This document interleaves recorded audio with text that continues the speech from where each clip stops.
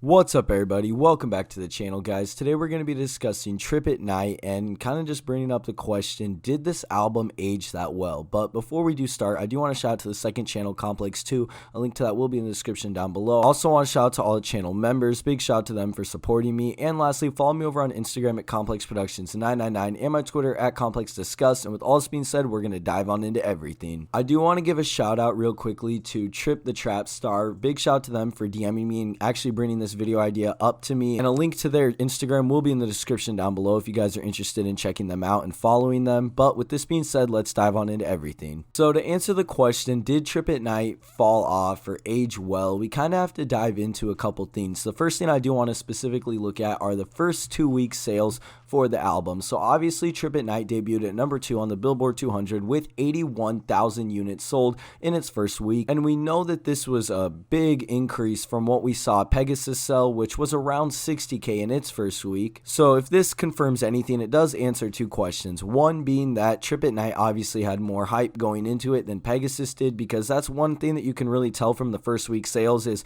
what the hype of the project was and how many people checked it out. So that answers that question. It also tells us that some fans probably enjoyed this project a little bit more than Pegasus, maybe not overall or after a few months, but at least throughout the first week, because obviously Trippie Redd had over 20,000 more sales in its first week. But then the other thing I want to look at is what were the second week sales for Trippie Redd? Well, it did drop down to 37,000 units first week, which lowered Trippie Redd's position on the Billboard 200 to number 9 instead of number 2, which isn't terrible. I mean, Trippie Redd almost selling 40k in its second week as well isn't bad at all. And you do have to keep in mind that Mr. Rage was arguably one of the most hyped and biggest songs, at least within the rap community of 2021. That song currently has more than 250 million streams just on Spotify alone, and obviously this kind of had to do with the fact that Trippie built a lot of hype for this song, and then all the Mario Judah stuff happened with it, and then to top it all off, Cardi ended up actually being featured on the official release. So this was just a great lead single to have going into Trippie Redd, and Trippie also went out of his way to get some collabs on this album, stuff like Uzi, and we even saw Drake feature on here, some stuff that we haven't necessarily seen an officially released Uzi and Trippie or Drake and Trippie song. So the fact that this album had the first ones of those, and then obviously there was posthumous features from both X and Juice on this album. So with all of this being counted for, I think that that was a big factor in why Trippie Redd was selling well, but that's not really what we're looking at here. Trippie Redd obviously wasn't a flop when it came to first week sales or even the second week sales, if you ask me. I think that the project kind of did what I expected it to do. It honestly kind of surprised me with some of the stuff that it did do and some of these numbers and where it debuted at and how successful Mr. Rage actually turned out to be. And I think that Trippie was just a top of the curve with getting a full Rage album released during the peak of it. But now that we're kind of settled down and it's been a bit since that album's released and other artists have released their albums now and they're kind of going back to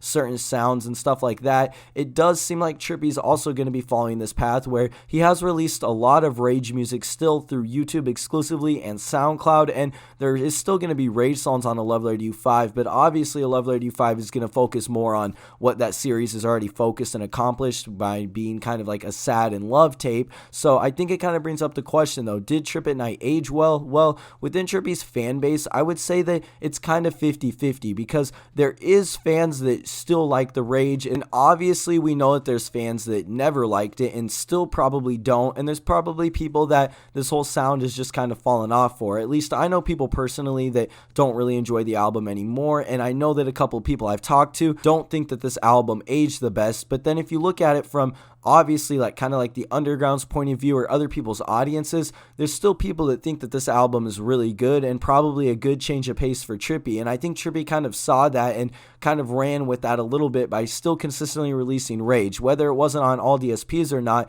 he was still releasing a lot of Trippie Redd throwaways, doing music videos, doing all this stuff to keep that sound going. And we've even seen Trippie co-signing other artists and everything. So I think Trippie's kind of just in a stage where he knows that he has fans that like the Rage, that like the love, the the hype. He knows kind of what his fans like, and I think Trippie is about to satisfy all his fans with A Love Letter to You 5 by giving a good mix and variety of everything. But I want to know what you guys think, because this is an open-ended question. Do you think Trippie Redd fell off, or is it aging bad for you? Let me know what you think in the comments down below. If you guys did enjoy, please make sure to leave a like, comment, and subscribe, and we'll see you in the next video.